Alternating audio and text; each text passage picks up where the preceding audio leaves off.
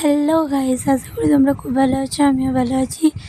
আজকে নীলষষ্ঠী, তাই উপোস করেছি, তাই চলে গেলাম ভূতনাথ। তো সালকিয়া থেকে লঞ্চ ধরলাম। লঞ্চ ধরে লঞ্চে দেখো কত ভিড়, অনেক ভিড়, বাপরে বাপ।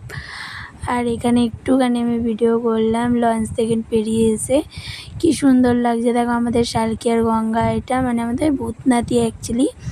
আর এই যে ডালা নিয়ে নিয়েছি, ডালা নিয়ে এবার চান টান সব করে নিয়েছি। চান করে এই যে রেডি হয়ে পুজো দিতে চলে যাচ্ছে। এই দেখো শাড়ি পরে নিয়েছি, গঙ্গায় চান করে শাড়ি পরলাম। কেমন লাগছে অবশ্যই কমেন্ট করে বলবে। আর কী কী উপোস করেছো অবশ্যই বলবে। সবাইকে বলি সবার বাচ্চার জন্য শুভ, মানে সবার বাচ্চা যাতে খুব খুব ভালো থাকে। আর এই উপোসটা তো অ্যাকচুয়ালি বাচ্চাদের জন্যই করা। কার বাচ্চা কোথায় আছে না আছে, যেখানে থাকুক ভগবান করে যেন সবার বাচ্চা ভালো থাকে, অনেক সুস্থ থাকে। আর যেসব বাচ্চাদের অসুস্থ আছে সেসব বাচ্চা যেন তাড়াতাড়ি করে সুস্থ হয়ে যায়।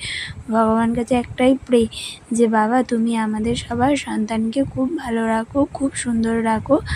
আর সবার সন্তান যেন খুব ভালো থাকে, কোনো মায়ের কোল যাতে খালি না হয়। চলো, এই দেখো লাইন দিয়ে আমরা এগিয়ে গেলাম ভূতনাথের মন্দিরে।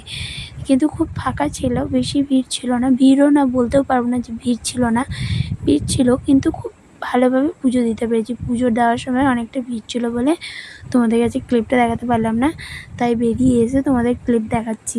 দেখো ভূতনাথের দৃশ্যটাই সুন্দর লাগছে না, মারাত্মক ভালো লাগছে না।